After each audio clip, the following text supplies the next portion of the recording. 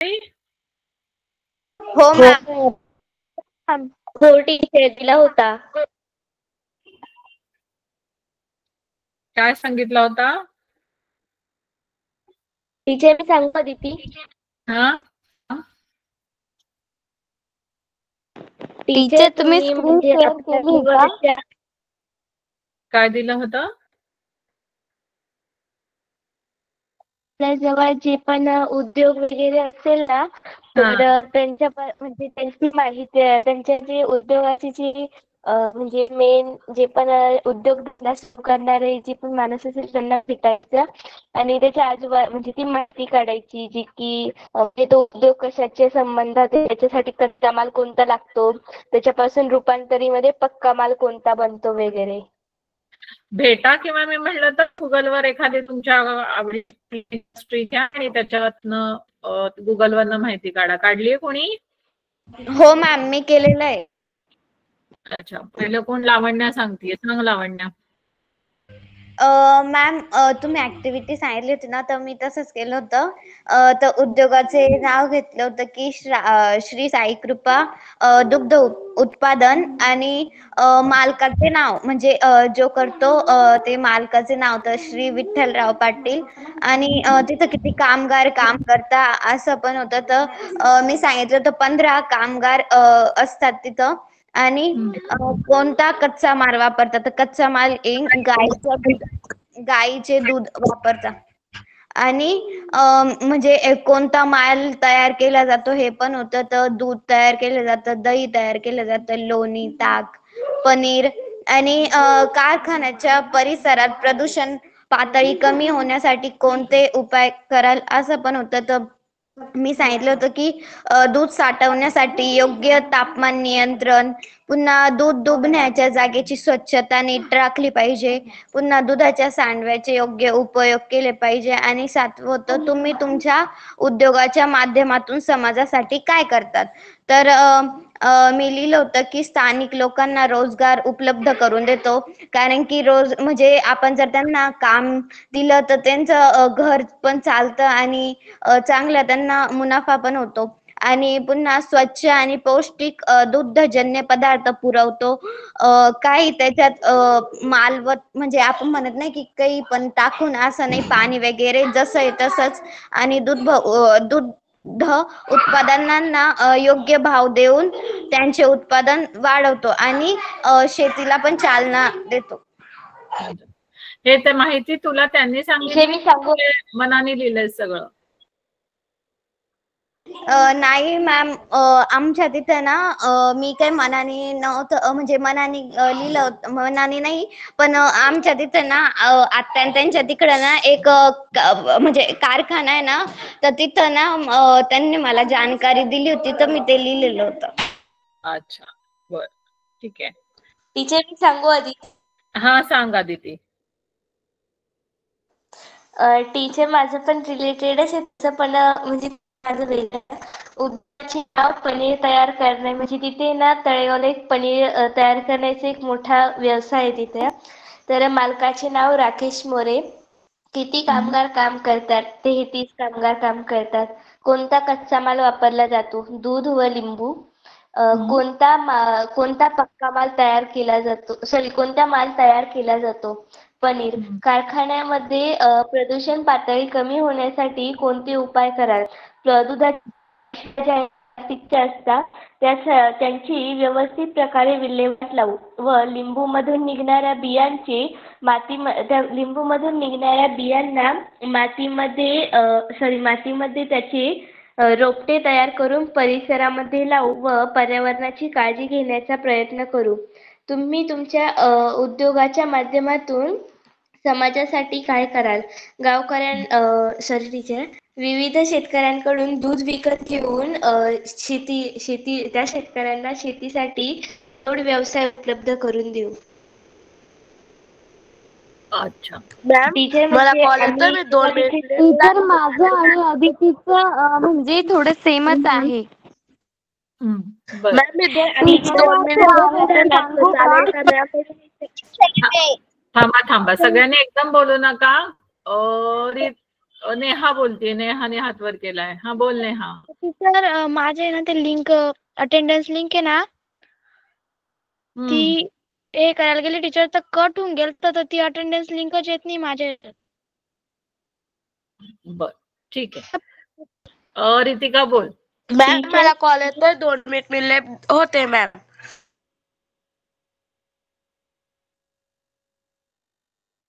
Ma'am please तर attendance मी link टाका. सांगू जागृती. Hello teacher. हा जागृती बोल. टीचर म्हणजे जे अदितीने सांगितलं ना माझं कम से कम सेमच आहे. फक्त माझं दूध डेअरीवरचं आहे. म्हणजे ज्या ठिकाणी दूध डेअरी असते त्या ठिकाणी मी लिहिलंय दुधाची जी डेअरी असते त्या ठिकाणी दुधापासनं दही याचंही रूपांतर होतं. दही म्हणजेच दुधाच्या ठिकाणी जर दूध डेअरीच्या ठिकाणी आपण गेलो तर त्या ठिकाणी लिंबू म्हणजे ते त्या ठिकाणी पिळतात त्या दुधामध्ये आणि मग त्याचं दह्यामध्ये रूपांतर होतं. आणि त्या ज्या लिंबूच्या बिया असतात त्यांच्याने आपण त्याच बिया लावून आपण पुन्हा लिंबूचं झाडही तयार करू शकतो. अच्छा. आता अदिती लावण्याचं मी थोडस कमी जास्त मला कळत नव्हतं कनेक्शनचं. पण आदिती आणि जागृतीचं जे मी ऐकलं तुम्ही सांगितलं की त्या लिंबाच्या बियापासून झाडं करतात म्हणले ते. ओके. तर त्याच्यात एक गोष्ट अशी आहे की तुम्ही त्यांच्याशी कन्फर्म करा तुम्हाला शक्य असेल तर. पण मला जे माहिती आहे, मला काही खूप शेतीबद्दल कळत नाही, मी काही शेती केलेली नाहीये. पण बियापासून जी रोपं तयार होतात लिंबाची त्याला फळं येऊ शकत नाहीत. ओके. म्हणजे त्याला लिंबू येत नाही. किंवा आपण आंबा सुद्धा खातो की नाही, जर डायरेक्ट तुम्ही कोय टाकली आणि आंब्याचं झाड उगवतं त्याच्यात, पण त्याला आंबे येत नाहीत. कारण फळं येण्यासाठी कलम केलेलं रोप लागतं. ओके. कलम करण्याची एक पद्धत आहे, डायरेक्ट फांदीपासून ते झाड येतं. तर ते कलम केलेले रोप असतील तर ते त्याला फळं येऊ शकतात. असं एक त्याच्यात आहे. त्याच्यामुळे ते तुम्ही कन्फर्म करा. हा बोल. टीचर मी त्या काकांकडे म्हणजे जे की टीचर मी बोलू का? जागृती 2 मिनिट. टीचर मी सांगू का? हा आदिती बोलत होती ना आता. आधी कोण बोलत होतं? आदिती बोलत होती ना. टीचर मीच बोलत होते अदिती. हा आदिती बोल, मग जागृती बोल. टीचर मी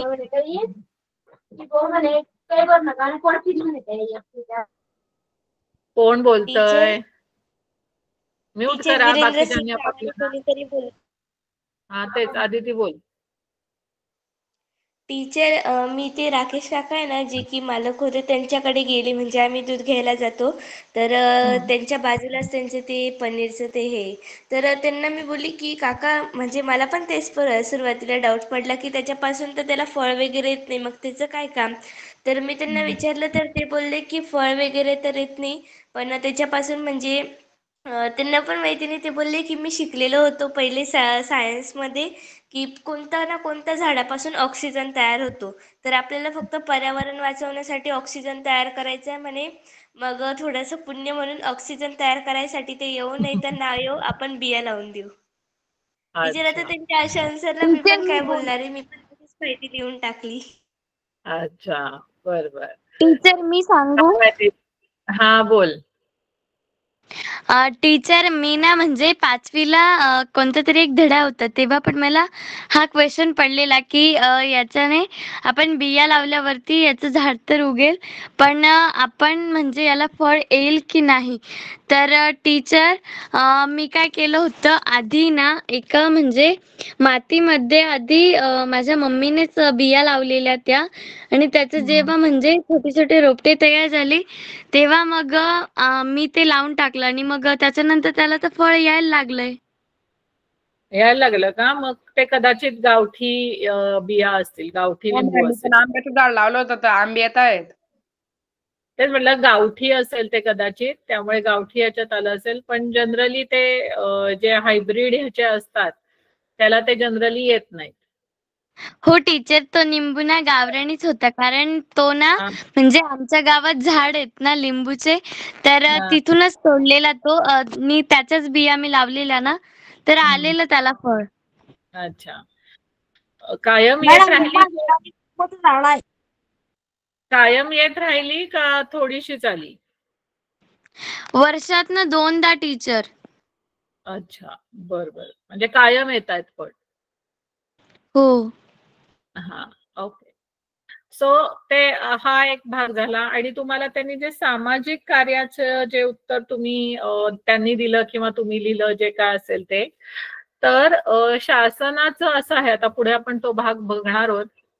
हे जे मोठे मोठे कारखाने असतात किंवा जे उद्योगधंदे असतात, तर असं अपेक्षित आहे, तुम्ही आता कोणीतरी आदितीने का जागृतीने कोणीतरी सांगितलं की ते त्यांच्या ह्याच्यात रोजगार मिळतो, म्हणजे ते उद्योगधंदे करतात त्यामुळे बाकीच्यांना रोजगार मिळतो किंवा त्यांचं ते दूध विकत घेतात वगैरे. तर हे सामाजिक कार्य नाही होत, म्हणजे हे त्या प्रश्नाचं उत्तर नाहीये. त्यांना हे विकून सगळं त्यांचं हे प्रोसेसिंग करून ते जेव्हा विकतात आणि त्यांना जे पैसे मिळतात, तर अशी अपेक्षा असते की यांनी त्या नफा जो काही झाला आहे त्यांना, त्या नफ्यातनं काहीतरी समाजसेवेसाठी म्हणून त्यांनी करावं. म्हणजे आता काही जे मोठे, आता तुम्ही जे हे उद्योगधंदे बघितले छोट्या प्रमाणावरचे होते, पण काही मोठमोठ्या कंपन्या असतात शहरांमध्ये किंवा बाकीच्या ठिकाणी.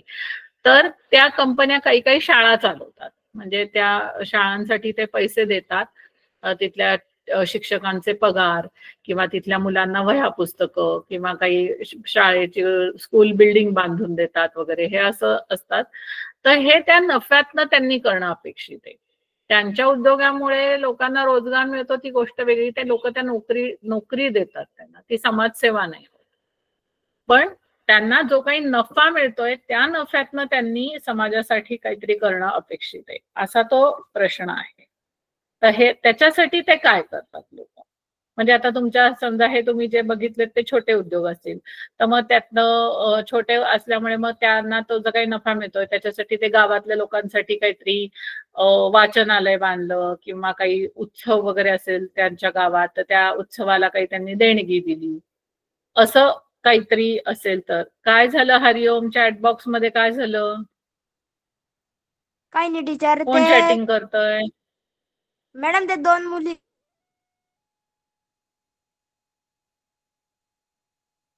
तुम्ही ना असं मला हे करायला लावू नका, असं सारखं तुमच्यावर लक्ष ठेवायचं. तुम्ही काय कैदी आहात का? आपापल्याने सगळ्यांनी छान वागायचं. हो टीचर. असं ते आपण कैदी होत का की सगळ्या जेलरने तुमच्याकडे लक्ष ठेवायचं सारखं, हे करू नका ते करू नका? तुम्ही सगळी चांगली मुलं आहात की नाही? हो टीचर. हा, मग मला नाही आवडत असं सारखं हे करायला तुम्हाला. ओके, बरं. त्या प्रश्नाचा अर्थ कळला का तुम्हाला सामाजिक सेवेचा? Yes ma'am. Yes ma'am. Okay, हा, ठीक आहे. Hello ma'am. हा, बोला. मॅम, आपण जर म्हणजे ते दुसऱ्यांचं होतं, पण आपण जर व्यवसाय टाकला तर आपल्या दृष्टीमधून जर म्हणजे सामाजिक कार्य करायचं असलं ना, तर आपण करू शकतोय की जे गरीब व्यक्ती आहे, म्हणजे गरीब जे माणसं आहे त्यांना आपण अन्न वाटप आणि कपड्यांचे वाटप पण करू शकतोय, त्यांना अन्न देऊ शकतोय, पुन्हा कपडे देऊ शकतोय आणि पुन्हा जे त्यांना आरोग्याची पण गरज म्हणजे आरोग्य पण त्यांचं स्वास्थ्य चांगलं राहिलं पाहिजे, त्याच्यासाठी आपण त्यांना आरोग्य सेवा पण देऊ शकतोय. पुन्हा त्यांना चांगलं म्हणजे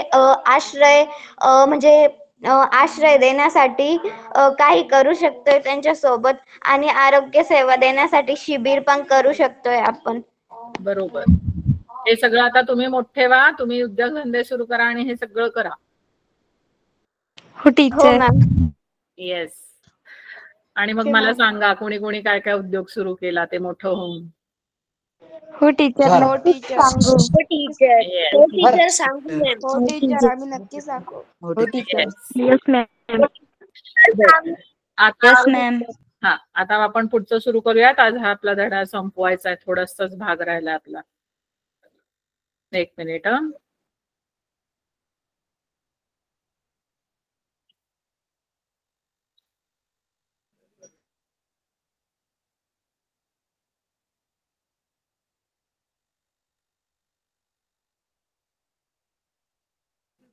एक मिनिट, मी पीपीटी शेअर करते. Hello teacher. हा बोल टीचर टीचर मी मागच्या क्लासला जॉईन झाले नव्हते ना, त्याच्यामुळे ना मला कळालंच नाही की होमवर्क काय, त्याच्यामुळे ना मी होमवर्क करू शकले नाही. बर ठीक आहे. मी पण टीचर. हा ठीक आहे. मी पण मागच्या तुम्ही क्लासला त्या जॉईन पेज नंबर, तुमचं जे आता आपली पेज नंबर वेगवेगळी आहे, तिथं ते एक ऍक्टिव्हिटी दिली आहे, ती मुलांना मी करायला सांगितली होती. करून पहा मध्ये एक ऍक्टिव्हिटी आहे, उद्योगाचं नाव, मालकाचं नाव वगैरे करायचं होतं. ते तुम्ही करून टाका. तुमच्या जवळ असतील तर तिथं जाऊन प्रत्यक्ष बघा, नाहीतर मग गुगल केलं तरी चालेल. टीचर आज टाकलं तर चालेल? टीचर आज करून टाकलं तर चालेल? हो चालेल. ओके. आता तुम्हाला जर आठवत असेल तर मागच्या वेळी मी तुम्हाला उद्योगाचा विकास का महत्वाचा आहे ते सांगितलं होतं. ओके, उद्योगधंद्यामुळे आपल्या विकासाला कशी गती मिळते हे सांगितलं होतं, बरोबर? Yes ma'am. हा, पीपीटी दिसतीये ना? हो टीचर दिसते. हा ठीक आहे. सो आता हा पुढचा त्यातलाच भाग आहे जे मी तुम्हाला सांगितलं. महाराष्ट्रात, आपल्या महाराष्ट्रात सरकार काय काय करतं उद्योगधंद्यांना चालना मिळण्यासाठी. तो सगळ्यात, हा कोण काय बोलतोय? आता बाकीच्यांना दिसते म्हणजे सगळ्यांना दिसायला पाहिजे. टीचर दिसते. क्लिअर दिसते. दिसते. हा, तो 1 ऑगस्ट इथे तुम्हाला दिसतंय पीपीटी मध्ये की 1962 साली महाराष्ट्र राज्य औद्योगिक विकास महामंडळाची स्थापना झाली. त्याला इंग्लिशमध्ये MIDC असं म्हणतात, महाराष्ट्र इंडस्ट्रियल डेव्हलपमेंट कॉर्पोरेशन, असं ते MIDC. सो ह्या MIDCचा उद्देश काय आहे की ज्या महाराष्ट्राच्या ज्या भागांमध्ये उद्योगधंदे नाहीयेत, ओके, अशा भागांमध्ये उद्योगधंद्याची स्थापना करून तिथे विकासाला चालना द्यायची. आता असं का करायचं की जे आपण तुम्हाला आधीचं, आता आपला आज क्लास खूप दिवसांनी होतोय, पण तुम्हाला जर आधीचं आठवत असेल तर जेव्हा जेव्हा उद्योगधंद्याचा विकास होतो तिथल्या प्रदेशाचा विकास होतो ना, सॉरी, नागरीकरण व्हायला मदत होते. उद्योगधंदे आले की आपोआप तिथे इलेक्ट्रिसिटी येते, चांगले रोड्स येतात, बाकीच्या सगळ्या सुखसोयी येतात, मोबाईलचे टॉवर्स बांधले जातात. मग हळूहळू नागरीकरण, रस्ते झाले की बाकीच्या शाळा, हॉस्पिटल्स, कॉलेजेस, युनिव्हर्सिटी हे सगळं यायला लागतं. बाकी मार्केट एरिया तिथे डेव्हलप व्हायला लागतो, मार्केट एरियाची स्थापना वाढायला लागतो, या सगळ्या गोष्टी येतात. म्हणून त्यांचा, सरकारचा प्रयत्न काय आहे की सगळीकडेच उद्योगधंद्यांची स्थापना व्हावी आणि ते विकसित व्हावे. म्हणजे एकाच ठिकाणी फक्त मुंबईतच सगळं आहे आणि मग सगळेच जण मुंबईत जात आहेत, त्यापेक्षा, कारण आपण जे बघितलं स्थलांतराचे जे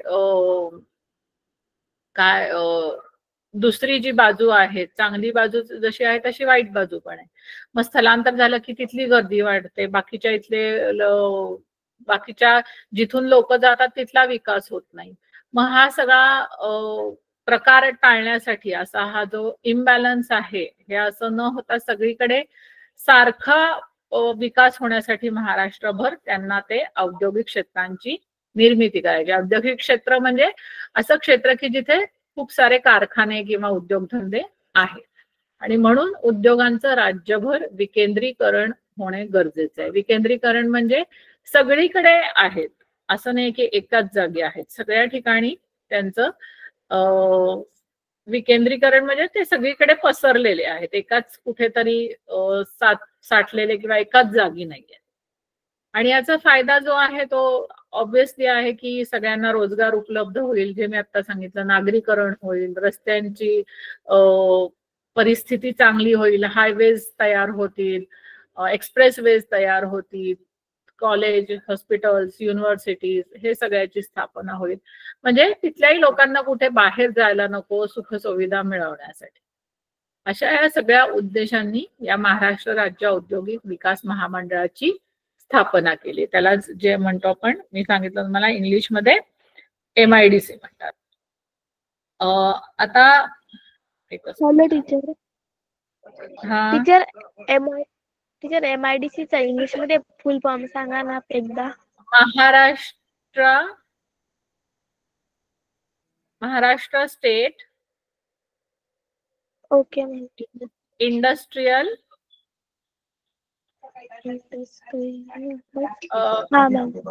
इंडस्ट्रियल डेव्हलपमेंट कॉर्पोरेशन. इथं खाली लिहिलंय ना बघ, महाराष्ट्र इंडस्ट्रियल डेव्हलपमेंट. ओटीच्या बॉक्स मध्ये दिलेलं. PPT वर ओटीच्या खाली बॉक्स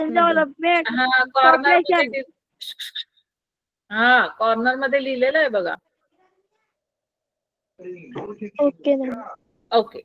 आता याच्यामध्ये कशा कशाचा समावेश होतो, तर दुग्ध व्यवसाय आहेत, फळ प्रक्रिया आहेत, अन्न प्रक्रिया आहेत, किंवा गुराळ आहेत, साखर कारखाने जे बघितलं होतं, हे सगळे आहेतच. आणि शिवाय बाकीचे की ज्याच्यात पक्का माल जो निर्यात होतो, जे निर्यात करायचे आहे त्याला, असे पण म्हणजे मोठमोठे स्टीलचे कारखाने वगैरे हे जे असे आहेत ते सुद्धा याच्यात यांचा समावेश होतो. किंवा प्लास्टिकच्या वस्तू बनवणारे असे जे काही कारखाने आहेत, तुम्ही जे डबे किंवा वापरता, डबे बॉटल्स वगैरे आपण वापरतो, किंवा काही जे पेय असतात, शीतपेय, यांचे कारखाने, हे सगळे असे उभारले जातात. आणि या उद्योगांना आवश्यक अशा सोयी सुविधा उपलब्ध करून देतं महाराष्ट्र सरकार, आणि ते सुद्धा कमी पैसे आकारून.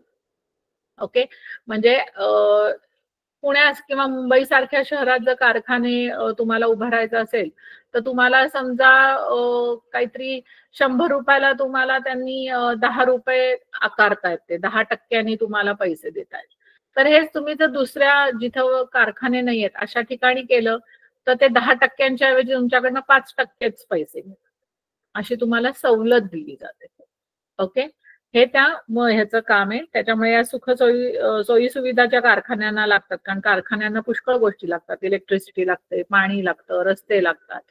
सो या सगळ्या महाराष्ट्र गव्हर्नमेंट तुम्हाला कमी दरात उपलब्ध करून देतं, कारण तुम्ही अशा ठिकाणी कारखाना उभा करताय की जिथे अजून कारखाने नाहीयेत.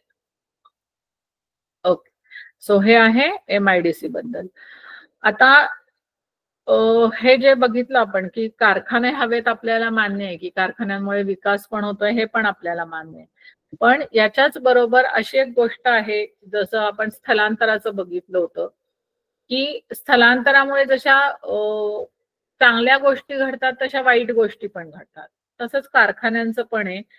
कारखान्यांमुळे जशा चांगल्या गोष्टी घडतात तशा काही त्याच्या निगेटिव्ह गोष्टी पण आहेत किंवा ड्रॉबॅक्स पण आहेत त्याचे, की जसं जास्त प्रदूषण होऊ शकतं. जास्त कारखाने झाले तर तिथे प्रदूषण होऊ शकतं, किंवा खूपच जर स्थलांतर होतं, जिथे जिथे जे मी मगाशी एक्झाम्पल सांगितलं तुम्हाला महाराष्ट्रात की पुणे मुंबई, तिथे खूप सारे लोक येतात.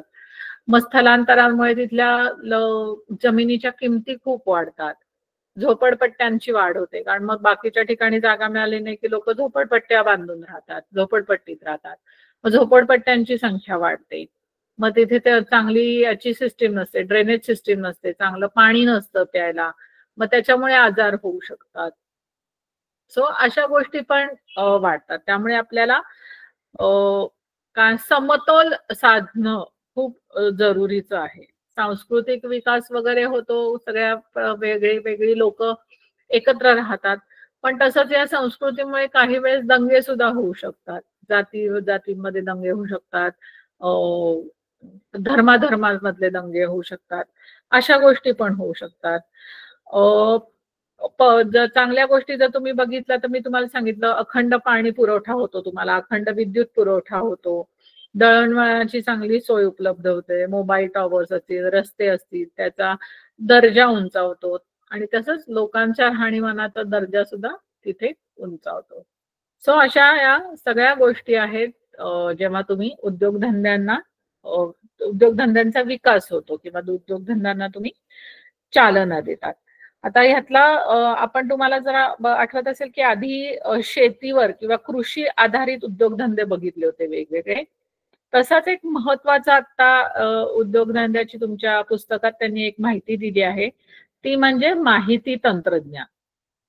ओके, कोणाला माहिती आहे माहिती तंत्रज्ञान म्हणजे काय?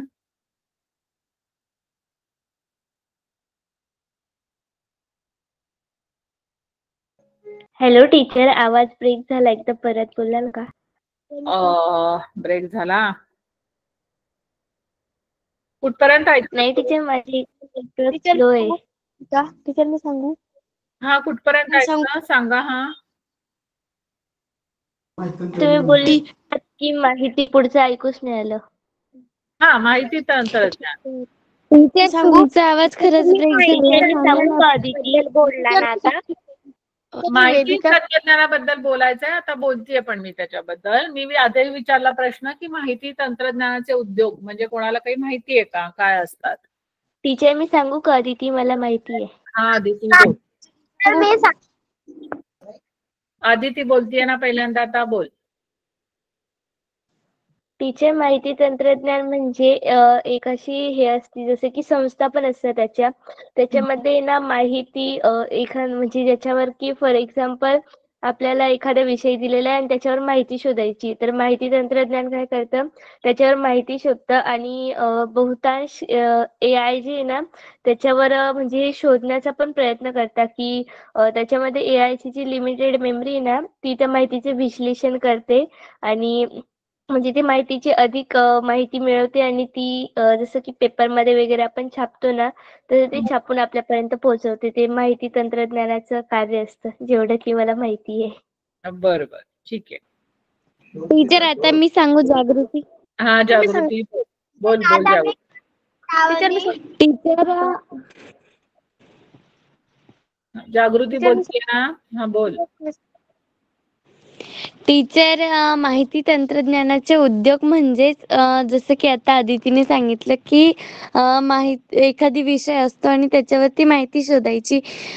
टीचर म्हणजे जी माहिती असते ना ती जे माहिती तंत्रज्ञानवाले असतात ना, तर ते इतके खोलवरती जाऊन शोधतात की ते म्हणजे अगदी त्याचा पत्ता छानून काढतात आणि ते सर्व पेपरमध्ये छापतात आणि त्याच्यानंतर म्हणजेच माहिती तंत्रज्ञान हा पण एक विषय काढतं की म्हणजे जे आपल्याला काही एखादी म्हणजे टीचर आता समजा एखादी आपल्याला कोणीतरी सांगितलं की या ठिकाणी म्हणजे काहीतरी आता अफवा फैलवतात ना की बऱ्याचदा असं होतं की असं सांगतात की या ठिकाणी खजिना आहे.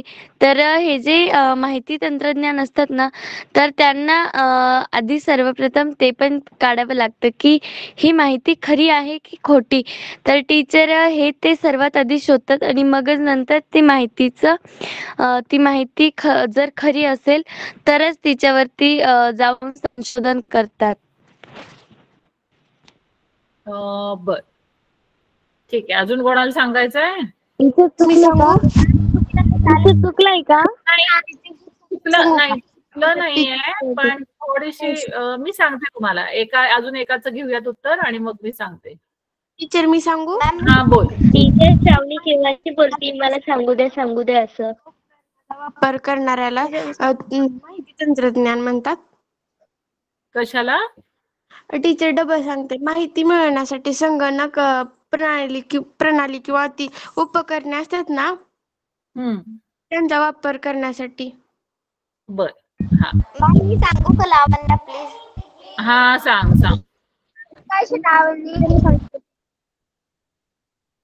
सांग ना. मॅम, माहिती तंत्रज्ञान म्हणजेच इन्फॉर्मेशन टेक्नॉलॉजी म्हणजे IT. तर माहिती तंत्रज्ञान हे संगणक म्हणजे संगणक जे असतं ना, ते संगणक या उपकरणांचा वापर करून ती माहिती निर्मिती करता. त्यालाच माहिती तंत्रज्ञान असं म्हणतो. म्हणजे आता जर आपल्याला उदाहरण घेतलं ना, तर आपण इंटरनेटवर माहिती शोधतो. आपल्याला जर काही माहिती पाहिजे असेल तर आपण त्याच्यावर इंटरनेटवर माहिती शोधतो. तर ते माहिती तंत्रज्ञानाचा वापर आहे. आणि आपण आता फोटो काढला फोनवर, मोबाईलवर, आणि जर आपल्याला सोशल मीडियावर जर शेअर करायचा असला तर ते पण माहिती तंत्रज्ञानाचा वापर आहे. टीचर मी बरं. अनुष्का, तुम्हाला सांगायचं होतं. थांबा. अनुष्का, बर, मला कळलं आता बहुतेकांची उत्तरं. मी आता बोलते. आपल्याला संपवायचा आहे हा धडा. सो माहिती तंत्रज्ञान म्हणजे आता जे कुणी सांगितलं की इन्फॉर्मेशन टेक्नॉलॉजी, IT इंडस्ट्रीज, हे त्याचं इंग्लिश मधलं पहिल्यांदा नाव झालं. आणि बहुतेक तुमची सगळ्यांची उत्तरं जी रिलेटेड होती, जे तुम्ही गुगल सर्च करता, तुम्हाला काही पण अडलं किंवा काही पण कशाची माहिती हवी असेल की तुम्ही गुगल सर्च करता, त्याला बऱ्याचशा जणांचं उत्तर ते आहे की गुगल सर्च म्हणजे माहिती तंत्रज्ञान. सो हे जे आहे ते उत्तर चुकलेलं नाहीये, तो एक त्याच्यातला भाग झाला की तुम्हाला कुठल्याही शब्दाची किंवा कुठल्याही कन्सेप्टची किंवा जे काही तुम्हाला माहिती नाही हे तुम्हाला गुगलवर मिळतं, हे बरोबर आहे. पण माहिती तंत्रज्ञान ह्याचा जर तुम्ही मूळ बघायला गेलं, हे गुगल सर्च वगैरे नंतर आलेलं आहे. तुम्हाला आता मी एक छोटं उदाहरण सांगते जे तुम्हाला कळेल. तुम्ही सगळे जेव्हा 10वीत जाता तेव्हा तुम्हाला सरळ लाईट वगैरेचे फॉर्म भरायला लागतात, बरोबर? माहितीये का, ऐकलंय का? Yes ma'am. हा. सो सरळ आयडीचे तर ते 10वी जेव्हा तुम्ही जाता किंवा 9वीतच तुमची शाळा तुमच्याकडनं तुमचं नाव, तुमच्या आईचं नाव, तुमच्या वडिलांचं नाव, आधार कार्ड नंबर, आता आधार कार्डही तुम्हाला सगळ्यांना कंपल्सरी आहे. सो आधार कार्डचा तुमचा नंबर, तुमची जात, तुमचा धर्म, या सगळ्या गोष्टी तुमच्याकडनं ती माहिती भरून घेतात आणि तुम्हाला एक सरळ आयडी दिला जातो. तो सरळ आयडी तुम्हाला 10वी आणि 12वीला जेव्हा तुम्ही 10वी 12वीचा फॉर्म भरता तेव्हा तो कंपल्सरी तो आयडी तुम्हाला टाकायला लागतो. आणि हा आयडी, जो आयडी म्हणजे काय, आयडेंटिटी नंबर, तो तुम्हाला जो नंबर देतात, ते क्रमांक देतात तुमचा, तो टाकला की अख्ख्या महाराष्ट्रातल्या कुठल्याही मुलाची माहिती आपल्याला मिळू शकते. सो ही माहिती म्हणजे सगळे महाराष्ट्रातले जेवढी मुलं 10वीला किंवा 12वीला बसणार आहेत, या सगळ्यांची माहिती एका क्लिकवर तुम्हाला मिळते. ह्याला माहिती तंत्रज्ञान म्हणतात. ओके. ही माहिती साठवून ठेवण्यासाठी ते तंत्रज्ञानाचा म्हणजेच कम्प्युटरचा उपयोग करतात. आणि तुम्हाला जे माहितीये वेब असतात, वेब म्हणजे काय, इंटरनेट. काय झालं, काय झालं? ब्रेक होतोय, आवाज ब्रेक होतोय. हा, तो ब्रेक होतोय. कुठपर्यंत ऐकलं सांगा तुम्ही? मॅम आवाज ब्रेक नाही होत. हो टीचर, आवाज ब्रेक नाही होत. बर, कुठपर्यंत ऐकलं सांगा मला, मी पटकन सांगते.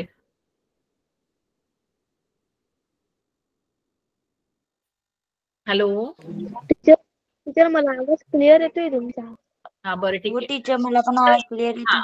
ठीक आहे. मग ते सरळ आयडी जे मी तुम्हाला सांगितलं की अख्ख्या महाराष्ट्रातल्या मुलं किती 10वी 12वीला बसतात हे तुम्हाला रिझल्ट लागतात, सगळी पेपरमध्ये माहिती येते बघा. कोण कितवं आलं, कोण पहिलं आलं, कोण दुसरं आलं, कोणाला किती मार्क पडले, मुली किती पास झाल्या, मुलं किती पास झाली, हे सगळं कशामुळे मिळतं त्यांना? ते काय असं प्रत्येक शाळेत जाऊन विचारत बसत नाहीत. हे सगळी बोर्डाकडे माहिती आलेली असते जेव्हा तुम्ही ते बोर्डाचे फॉर्म भरता. आणि तो सगळा डेटा एकमेकांशी अटॅच असतो. म्हणजे तुमचं नाव, तुमची शाळा, तुमचे विषय, तुम्हाला किती मार्क मिळाले त्या विषयात, हे सगळं ते एका क्रमांकाला तुमच्या अटॅच असतं. ओके. ह्याचा हा जो आहे हे माहिती तंत्रज्ञान झालं. तसंच हे तुम्हाला मी आता तुम्हाला समजावं म्हणून हेच एक्झाम्पल सांगितलं. असंच तुम्हाला आपल्याला रोजच्या हवामानाची जी माहिती मिळते तुमच्या मोबाईलवर येतं, पेपरमध्ये छापून येतं. तर IMD म्हणजे इंडियन मेट्रोलॉजिकल डिपार्टमेंट असं एक खातं आहे भारत सरकारचं. त्यांच्या इथं रोजचा हा हवामानाचा सगळा डेटा भारतभराचा येतो. मग अख्ख्या भारतभर किती टेम्परेचर होतं, किती पाऊस पडला, सगळं हे येतं. किंवा जेव्हा पावसाच्या काळात प्रेडिक्शन्स असतात, पाऊस कधी पडेल, किती पडेल, वादळ कधी येईल, चक्रीवादळ कधी येईल, ही सगळी ते माहिती गोळा करत असतात. त्या माहितीचं विश्लेषण करतात आणि मग ते सर्वसामान्य लोकांना देतात. सो ही जे इंडस्ट्रीमध्ये चालतं किंवा हे ज्या उद्योगधंद्यांमध्ये चालतं, हे ह्याला माहिती तंत्रज्ञान उद्योग. अशी कुठल्याही प्रकारची माहिती तुम्हाला, कुठल्याही प्रकारचं ज्याच्याबद्दलची माहिती पहिल्यांदा तर माहिती गोळा करायला लागते. मी जसं तुम्हाला म्हणलं की 10वी-12वीचा फॉर्म मध्ये तुम्ही भरायला लागतो, तुम्हाला तुमचा तो सरळ आयडी मिळतो. आता तुमच्यासाठी जसं सीबीएसई बोर्डाला तुम्हाला माहिती की नाही मला माहिती नाही, सीबीएसई बोर्डाच्या सगळ्या ज्या मार्कलिस्ट असतात त्या एका लॉकरमध्ये, एका ऍपमध्ये असतात त्यांच्या. तसंच आता आपल्या महाराष्ट्रात करणार आहे. सो तुम्हाला 10वी-12वीच्या सगळ्या तुमच्या मार्कलिस्ट डिजी लॉकर म्हणतात त्याला, त्या डिजी लॉकर मध्ये मिळणार. आता तसं तुम्ही जर डिजी लॉकर तुमचं उघडलं तर त्या डिजी लॉकर मध्ये तुम्हाला ते सापडतं सगळं. म्हणजे तुमची कुठल्याही प्रकारची सरकारी जी कागदपत्र आहेत, तुमचं आधार कार्ड असेल, तुमचं ड्रायव्हिंग लायसन्स असेल, आता लायसन्स वगैरे आता तुमच्याकडे नाहीये, पण तुमच्या 10वी-12वीच्या मार्कलिस्ट हे सगळं तुम्हाला त्या लॉकरमध्ये मिळतं. म्हणजे कुठे काही हरवायचा प्रश्न नाही. म्हणजे एखाद्याची, आता पूर्वीच्या लोकांची कशी ती कॉपी हरवली तर ती परत मिळायचीच नाही रिझल्टची वगैरे, पण आता हे सगळं तुम्हाला सॉफ्ट कॉपी मध्ये मिळणार आहे. सो हा सगळा दिवसेंदिवस जे वाढत चाललेला आहे, हा सगळा माहिती तंत्रज्ञानाचा परिणाम आहे. किंवा माहिती तंत्रज्ञान उद्योग जे विकसित होत आहेत, वेगवेगळे रोजचे सॉफ्टवेअर्स ते काढतायत, त्याच्यामुळे हे सगळं आपल्याला मिळतंय. आणि हाच आपला पुढचा आहे की हे माहिती तंत्रज्ञान उद्योग आता सगळे विकसित होत चाललेले आहेत आणि त्याच्यामुळे आपल्याला वेगवेगळ्या प्रकारची माहिती मिळते. तुम्हाला सगळी सोशल मीडियाची तर तुम्हाला माहिती आहे, व्हॉट्सअप, फेसबुक, गुगल मॅपच्या द्वारे तुम्ही कुठल्याही जो रस्ता तुम्हाला माहिती सुद्धा नाहीये अशा रस्त्याने सुद्धा तुम्ही बिनधास्त जाऊ शकता, कारण तो मॅप तुम्हाला बरोबर रस्ता दाखवतो कुठून कसं जायचं. नाही तर पूर्वी सारखं विचारायला लागायचं किंवा पाट्या बघायला लागायच्या. जर पाट्या चांगल्या नसतील तर अवघड व्हायचं शोधणं, पण आता गुगल मॅपमुळे तुम्हाला सगळं सहज हे सापडतं. सो या उद्योगात जशी तांत्रिक माहिती मिळते आणि त्याचं विश्लेषण करणं आणि संग्रही करणं, मी जे तुम्हाला सांगितलं हे महत्वाचं आहे. आधी तर ती माहिती गोळा करायला लागते, हे आपोआप येत नाही. गुगल सर्च सुद्धा तुम्ही सगळ्यांनी जे माहिती सांगितली की काही पण टाकलं की येतं, पण हे ऑलरेडी त्याच्यात घातलेलं आहे कोणीतरी. ओके, ही काय माहिती अशी आपोआप कम्प्युटरला नाही कळत, ती दुसऱ्या जे त्या विषयातले पारंगत लोक आहेत त्यांनी आधी ती माहिती घातलेली आहे. आता तुम्ही सुद्धा ट्राय करू शकता, ज्यांना कम्प्युटरची आवड आहे, काय वेगवेगळ्या गोष्टी शोधून काढायची. तुमच्या एरियातली काहीतरी स्पेशल तुम्हाला एखादं मंदिर माहितीये आणि त्या मंदिरचं विकिपीडियामध्ये किंवा अशी माहिती असेल आणि तुम्हाला त्यातल्या विकिपीडियातली माहिती जर तुम्हाला एडिट करायची असेल की तुम्हाला ती अजून जास्त चांगली करायची की ही लोकांना माहितीच नाहीये ही गोष्ट, तर तुम्ही सुद्धा ती एडिट करू शकता आणि त्याच्यात तुम्ही फोटो टाकू शकता आणि ती माहिती अजून जास्त चांगली करू शकता. की तुम्हाला वाटतंय की तुमच्या गावात हे मंदिर आहे आणि या मंदिराबद्दल त्यांनी काही नीट लिहिलेलं नाहीये, मग तुम्ही स्वतः जाऊन ती माहिती तिथे एडिट करू शकता. ओके, म्हणजे काय झालं, तुम्ही ती माहिती दिली आणि बाकीचे लोक आता ती वापरणार, बाकीच्या लोकांना कळणार अरे की हे यांच्या इथे मंदिर असं आहे, इथे अशी जत्रा भरते, असं ते कळतं. म्हणजे हे टाकणारे आपणच असतो, फक्त ते नंतर तुम्हाला संग्रह झाल्यामुळे तुम्हाला मिळतं परत. ओके, पुस्तकं कशी तुम्हाला आधी वाचायला लागायची, ती सगळ्यांना मिळायची नाही. आता म्हणजे कोणालाही कुठल्याही कम्प्युटरवर बसून पटकन ती माहिती मिळू शकते. याला सगळ्या याला म्हणतात माहिती तंत्रज्ञान उद्योग. Okay ma'am. काय झालं, परत आवाज येत नाहीये का? येतोय मॅम आवाज. हा ठीक आहे मॅम. येतोय. आता मगाशी एक मी तुम्हाला सांगितलं होतं सामाजिक दायित्वाचा एक पॉइंट सांगितला होता, तर तो एक शेवटचा या धड्यातला आहे आपला की उद्योगांचं सामाजिक दायित्व. ओके. सो मी जे मगाशी सांगितलं की उद्योजक जे जे व्यक्ती आहेत किंवा जो जो समूह आहे त्यांनी समाज हितासाठी काहीतरी करणं अपेक्षित आहे. जसं मी तुम्हाला ते आपण हे बघितलं होतं ना जमिनीचा वापर, त्याच्यात सांगितलं होतं की 1/3 भाग जंगलाखाली असलाच पाहिजे, म्हणजे तुमच्या तिथलं वातावरण चांगलं राहतं, प्रदूषण कमी होतं. तसंच उद्योगधंदे जितका मोठा उद्योग असेल तुमचा, तर त्या जमिनीतला काही भाग त्यांनी तिथे झाडं लावणं गरजेचं आहे. ओके.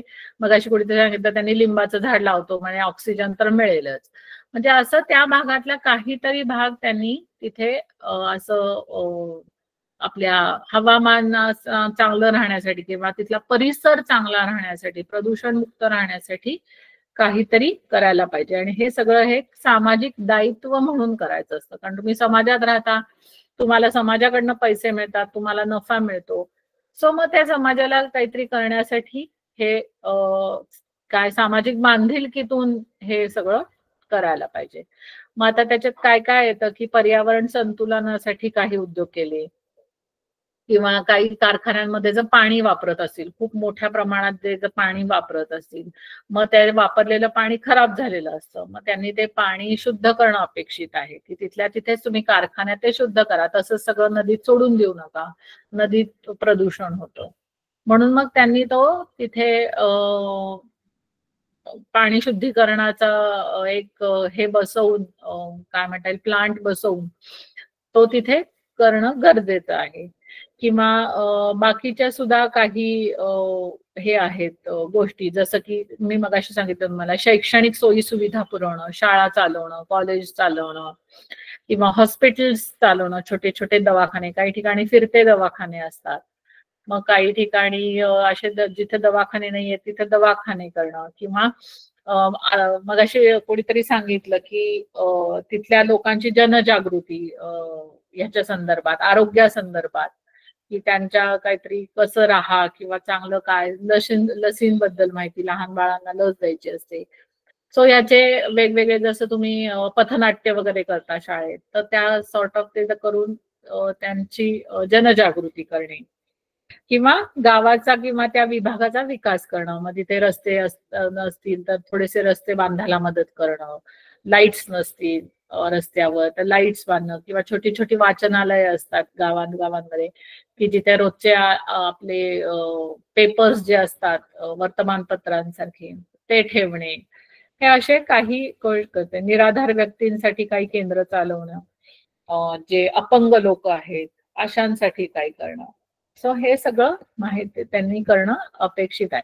हे तर खरं सगळ्यांनीच आपण करणं अपेक्षित आहे, पण उद्योगधंद्यांनी हे जास्त करणं अपेक्षित आहे, कारण त्यांना नफा जास्त प्रमाणात मिळतो. आणि कमीत कमी त्यांनी जे काय म्हणताय त्याला नियम जो केला आहे त्याच्यात 5 कोटींपेक्षा अधिक नफा जे उद्योजक कमवतात, किती 5 कोटी, त्याच्यापेक्षा जे अधिक उद्योग होतात त्यांनी आपल्या नफ्यातला कमीत कमी 2% भाग, आता 5 कोटीचे 2% किती होतात सांगा बरं मला.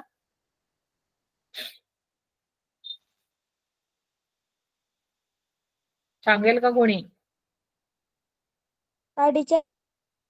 5 कोटी, 5 कोटीचे मधले 2% म्हणजे किती भाग, किती रक्कम? 10